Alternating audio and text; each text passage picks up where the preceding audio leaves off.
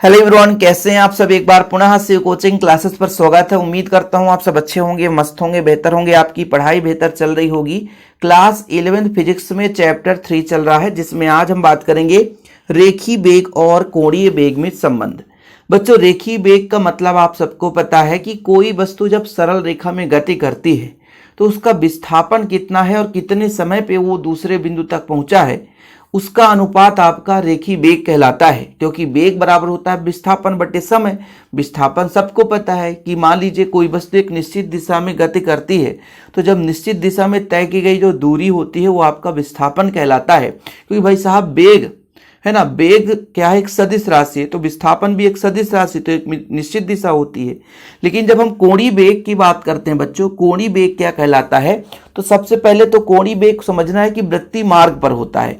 तो वृत्तीय मार्ग है, जैसे हमारा मान लीजिए केंद्र बिंदु O है और इसके चारों ओर एक वृत्त की परिधि है, जिसे वृत्तीय मार्ग हम कहेंगे। तो जब कोई वस्तु वृत्तीय मार्ग पर गति करता है या किसी वृत्त के परिधि पर गति करता है तो आपका वो वृत्तीय गति कहलाता है। बच्चों, क्या कहलाता है? वृत्तीय गति। अब जैसे मैं मान के चलता हूं कि वो केंद्र तथा आर त्रिज्या का एक वृत्तीय पथ है। प्रारंभ में जो आपका वस्तु है बिंदु O पर है और कुछ समय पश्चात वो गति करते हुए Q पर पहुंच जाता है। तो यदि विस्थापन की बात करें तो ये विस्थापन कितना हुआ, P से Q, मतलब डेल एस, यानी चाप आपका डेल एस आया। और बच्चों, ये आपका कोणीय विस्थापन की बात करूं तो डेल थीटा, मतलब जो केंद्र है, केंद्र में कितने कोण से वो विस्थापित हुआ है वो उसका कोणीय विस्थापन कहलाता है। जैसे यहाँ पर आपका मान लीजिए डेल थीटा है, जैसे बिंदु P से Q तक पहुंचने में कोण कितना डिफरेंस हुआ, मतलब कितना कोण में विस्थापन हुआ, वो आपका कोणीय विस्थापन कहलाता है। और जब हम कोणीय वेग का फार्मूला देखते हैं तो कोणीय विस्थापन बटे समय अंतराल, सिंपल है, ये हो जाता है कोणीय वेग का परिभाषा और सूत्र हो जाता है। यहां तक क्लियर बच्चों? फिर से एक बार आप समझ लो थोड़ा सा यहां पर कि मान लीजिए कोई वस्तु वृत्तीय मार्ग पर गति कर रहा है। प्रारंभ में कहां पे है? बिंदु P पर है। T समय पश्चात या डेल T समय पे बिंदु कहां पहुंच जाता है? Q। तब यहां पर दूरी की बात करें तो डेल एस, यहां से P से Q कितना विस्थापन हो गया, तो डेल एस हो गया। हम कोणीय विस्थापन की बात करते हैं कि केंद्र पर कितना कोण विस्थापित हुआ, वो डेल थीटा हो गया है, क्योंकि जरूरत पड़ेगा ना बच्चों। चलिए, माना कोई वस्तु O केंद्र और R त्रिज्या वाले वृत्तीय पथ पर वृत्तीय गति करती है। वृत्तीय गति आपको पता होगा कि वृत्तीय गति किसे कहेंगे, कि जब कोई वस्तु किसी वृत्तीय मार्ग पर या वृत्त की परिधि पर गति करता है तो वृत्तीय गति कहलाता है। मान के चलते हैं कि सूक्ष्म समांतराल डेल टी में डेल एस दूरी तय कर लेता है, P से Q तक पहुंच जाता है डेल टी समय में, जिसकी दूरी डेल एस हो जाती है। तब वस्तु का कोणीय विस्थापन कितना होगा बच्चों? तो यहां पर लिखना है तब वस्तु का कोणीय विस्थापन। कोणीय विस्थापन कितना होगा, तो इसके लिए आप लोग पढ़ोगे बच्चों डेल एस अपान आर। ये कैसे आया? देखो, कोण बराबर होता बच्चों, कोण बराबर होता है चाप बटे त्रिज्या। यहां पे आप लोग लिख सकते हो चाप बटे त्रिज्या। भाई कोणीय विस्थापन आपका डेल थीटा है, डेल थीटा है, ठीक है, डेल थीटा बच्चों। कोणीय विस्थापन कितना? डेल थीटा है। तो कोण बराबर होगा चाप बटे त्रिज्या। ये जरूरी है, नहीं तो फिर कंफ्यूज हो जाओगे आप लोग। यहां तक क्लियर है? बस 2-3 लाइन है, कुछ ज्यादा है नहीं, बस थोड़ा सा आप 2-3 लाइन समय दे देंगे तो आपसे बन जाएगा। दोनों पक्षों में हमें, क्योंकि बच्चों हमको क्या निकालना? रेखीय वेग। रेखीय वेग का मतलब होता है विस्थापन बटे समय।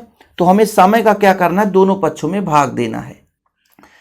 तो दोनों पक्षों में डेल टी का भाग देंगे तो कितना हो जाएगा? Del theta upon del t. यहां पर तो यही होगा बच्चों।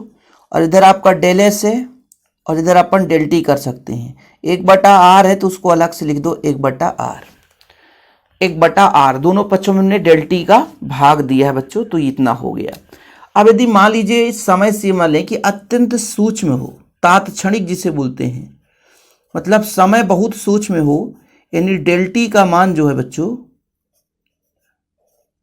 0 ले लेने पर, ठीक है, मतलब अत्यंत समय बहुत हो, सूक्ष्म हो, इस कंडीशन पे क्या होगा? सूक्ष्म समय के लिए लिमिट लगाएंगे बच्चों। लिमिट मतलब, लिमिट का मतलब ये है कि जो समय है वो अत्यंत सूक्ष्म है। आपका हो जाएगा del theta upon del t बराबर, यहां पर भी लिमिट लगा दें, limit del theta tends to zero, sorry del t tends to zero, इधर है आपका del s upon del t multiply 1/r। अब थोड़ा सा आपको बच्चों यहाँ पे समझना है कि जो आपका del theta upon del t है ये आपका कोणीय वेग है और del s upon del t ये आपका रेखीय वेग है। सिंपल है। तो यहाँ पर लिखना है चूंकि limit del t tends to zero del theta upon del t यानी कोणीय विस्थापन बटे समय अंतराल ये आपका d theta upon d t के बराबर होता है, जो ओमेगा कहलाता है, जो कोणीय वेग होता है बच्चों। क्या होता है? कोणीय वेग होता है। तथा इसके आगे थोड़ा सा, तथा हमारे पास दूसरा लिमिट है, limit del t tends to zero del s upon del t, ये किसके बराबर है बच्चों? D s upon d t के। अब विस्थापन बटे समय जो है वो वेग होता है, जिसे हम रेखीय वेग कहते हैं। क्या बोलते हैं? रेखीय वेग कहते हैं। अब इसका आप वैल्यू पुट कर दो, बस सिंपल है। इसको आप एक समीकरण दे दो, समीकरण 1 में मान रखने पर, समीकरण 1 में मान रखने पर, समीकरण 1 में मान रखने पर, चलो बच्चों मान रख दो। कितना आएगा मान रखेंगे तो? यहाँ पे कितना आ जाएगा? यहाँ पे आपका आ जाएगा del theta upon del t की जगह ओमेगा हो जाएगा, तो ओमेगा, और इधर भी हो जाएगा इंटू 1/r हो जाएगा। पक्षांतर कर देंगे तो कितना हो जाएगा बच्चों? v बराबर ओमेगा आर, v बराबर ओमेगा आर, यही आपका व्यंजक है। ठीक है, कुछ है ही नहीं है। अतः v क्या है बच्चों? रेखीय वेग है। तो यहाँ पर लिख दो रेखीय वेग बराबर ओमेगा क्या है बच्चों? कोणीय वेग, कोणीय वेग कर लो। ठीक है, कोणीय वेग। और ये r क्या है? वृत्तीय मार्ग की त्रिज्या है, वृत्तीय मार्ग की त्रिज्या है। ठीक है बच्चों, तो उम्मीद करता हूँ ये चीज क्लियर हो गया हो कि रेखीय वेग बराबर कोणीय वेग गुणे वृत्तीय मार्ग की त्रिज्या, यही आपका संबंध है v बराबर ओमेगा आर। लास्ट में बहुत हेल्पफुल ये रहेगा, बहुत जगह जरूरत पड़ेगा बच्चों, तो ये आप लोग अभी से तैयार कर लेंगे तो ठीक रहेगा, क्योंकि फिजिक्स में पूरा थ्योरम ही है और थ्योरम में ये काम आता रहेगा।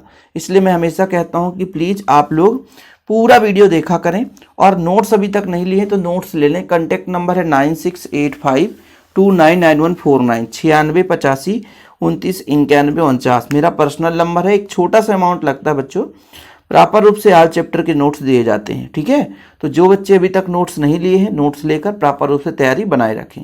फिलहाल अभी के लिए इतना ही। जय हिंद, वंदे मातरम।